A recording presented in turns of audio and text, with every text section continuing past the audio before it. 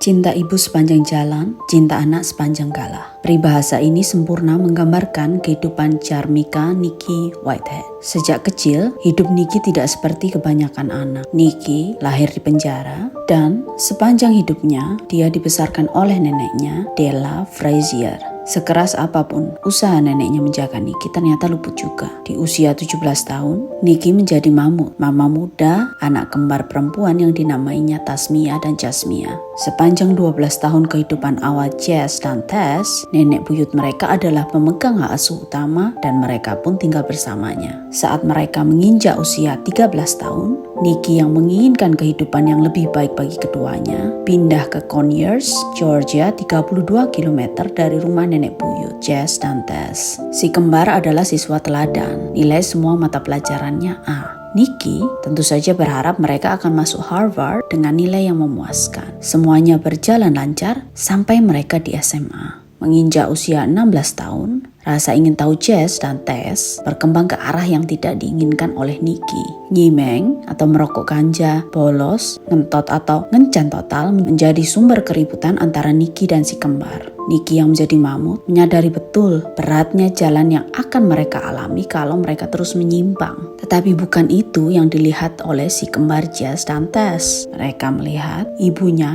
menghalangi kebebasan hidup mereka. Ibunya sebagai seorang hipokrit atau munafik karena ia juga dulu melakukannya. Nikki yang berharap kedua putri kembarnya kembali ke jalan yang benar, berusaha mengendalikan mereka dengan disiplin yang ketat. Sayangnya, ini menjadi awal keributan antara keduanya. Di 28 Juni 2008, Nikki menelpon polisi dan melaporkan si kembar karena mereka menyerangnya. Polisi yang datang berusaha menenangkan dan melerai pertikaian mereka. Tetapi begitu polisi melangkah keluar rumah dan menuju mobil mereka, Nikki berlari menghampiri mereka dan kembali melaporkan kalau si kembar kembali menyerangnya. Polisi yang memeriksa ketiganya menemukan luka cakaran pada Nikki dan si kembar. Polisi menahan si kembar dan hakim memutuskan kalau mereka tidak bisa lagi dikendalikan di bawah pengasuhan Nikki dan mengembalikan pengasuhan pada nenek buyut mereka. Ketegangan antara Della Frazier dan Nikki terjadi karena Nikki menganggap Della mensabotasenya dalam mendisiplinkan si kembar.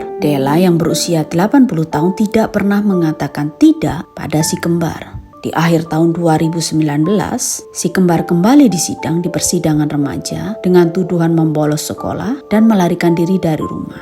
Hakim mengembalikan hak pengasuhan pada Nikki. Sore 13 Januari 2010, Tess berlari dan mendatangi Deputi Sheriff Rockdale County dan mengatakan ibunya meninggal. Saat ditemukan, jasad Nikki berada di bathtub dengan luka lebih dari 80 tusukan. Luka tusukan yang diterima Nikki ditemukan pada paru-paru, tulang belakang, dan pembuluh darah di leher. Forensik menemukan kalau tusukan berkali-kali yang dilakukan oleh pelaku hampir memutuskan tulang belakangnya dan sebenarnya luka tusukan ini tidak fatal kalau Nikki ditemukan dan diberi perawatan lebih awal. Si kembar yang diwawancarai oleh polisi mengatakan kalau mereka menemukan Nikki sudah meninggal saat mereka pulang dari sekolah. Mereka juga bersaksi kalau ibunya di malam sebelum kematiannya menelpon pacarnya dan saking mabuknya mereka harus memapahnya ke kamar tidur. Keesokan harinya saat mereka akan berpamitan, ibunya tidak memberi jawaban dan kamar Nikki terkunci rapat. You come over here, sweetheart. Come sit over here. Jazz screaming or say something. I looked that way and all I saw was blood all over the floor. Gotta be strong, Jay. Got to. Because I'm gonna make sure they find the person that did it. It's a little red thingy that sit up on one of the tables. I didn't see it. There was blood in front of the door, and there was a line of blood, somebody dragged her in there. Because I thought, you know how the lines out on TV? And I went to her room, and I seen the blood all in there on the floor. And I went in there and I seen her, and I touched her. You didn't see her at all this morning when you left to go to school? Because she locked her door, because she got a lock that you have to have a key to. And she locked her door at night. What time did y'all leave the house? We missed the bus, so we had to walk. You walked all the way to Rockdale? It's not far. Is that the clothes you wore to school today? Yes. Made all your classes today? Yes. Hey girls, we're going to have to get you guys clothes, and I'll tell you why. You were in the crime scene. Tell me you hate her and stuff, and when she was dead and she really did die. I told her that plenty of times and she never died. Let me see your hands and your arms.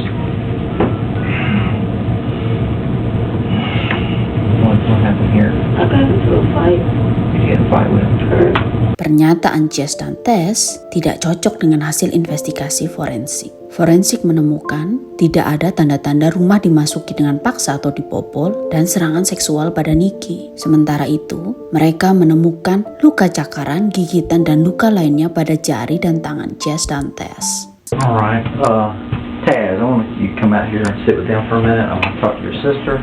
Why y'all gotta separate us? Because we need to talk to y'all separate. I know it sounds mean, but it's really not. Any information you think I might want to know that you haven't told me? Back and forth, the You twins think we start did it? Why you say that? Cause it seemed like it. Who said that? No, it just seemed like how y'all was questioning us and stuff. It just seemed like y'all think we did it. No, I swear to Another God. act. The separated- Mom's text, scratch.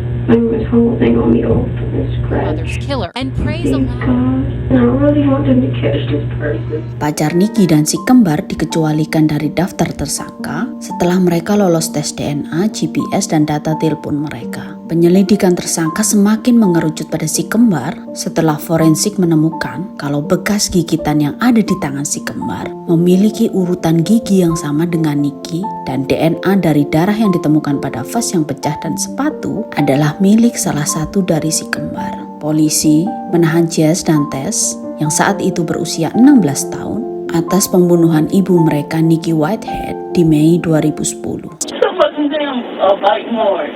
They said they tapped on the cheek on my arm. I'm not going down for something I did not do. Me either. The day you find a murder with my fingerprints on it or something, please do that.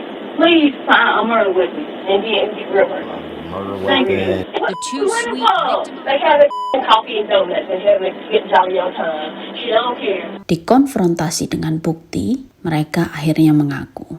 It wasn't like it was a fight on the street. It was more of a fight till somebody died. Started waving the pot around and things like that or whatever. And so I guess she trying to hit us with the pot. You know, she just threatening us and everything. Your mom's yelling? We all yelling. Everybody's yelling. We mad. I had took the pot from her. This one she had grabbed the knife and kind of turned around and said, "Get back." But she didn't keep the knife in her hand. My mom is winning that battle with the knife or whatever. So I picked up the pot and I hit her with the pot. She bit me in the chest. Like I said, I'm not that big. So when she bit me, she latched on to me and I'm trying to get her off of me because it hurts. I'm trying to punch her, I guess. And I think they had stabbed, so I was stunned. I think I picked up a knife and I stabbed her. They wasn't cuts like they were deep, cause I couldn't bring myself to do it. You had it by the hands, Yeah, I think I had that. I was at the top. and Jazz had her feet. Yeah, she was heavy. What did y'all do? We put her in the tub. What'd she say? She hated us. She hated us. And, I guess like the same thing. We're going to jail. What are you saying to her? I'm sorry. I told her I was sorry. She went under a couple times and that was it. When that was it, let me use your words, when that was it, what'd you and your sister do? I guess we were shocked. We didn't really believe, I guess, what we did. We cried. We cried for a long time. So we just started planning how we was going to cover it up, I guess. I really wished it didn't happen like that. I wish I could have saw something else to do. I wish I did. Sorry. It was just confusion. It was like turmoil. It's just like it never stopped. I'm sorry, I miss her. But it was not what Linda and all of them try to make it seem. I didn't hate her. Taz didn't hate her either. It just was built up. I don't know, I guess heated along and just built up anger between all three of us. Jess dan Tess mengaku bersalah di Januari 2014. Mereka dijatuhi hukuman penjara 30 tahun. Keduanya dipenjara di lokasi yang berbeda. Jess di Pulaski State Prison, dan Tess di Arendelle State Prison. Menurut kalian, pelajaran apa yang bisa diambil dari kasus kriminal kali ini? Terima kasih sudah menonton sampai akhir. Sampai bertemu di kasus kriminal selanjutnya.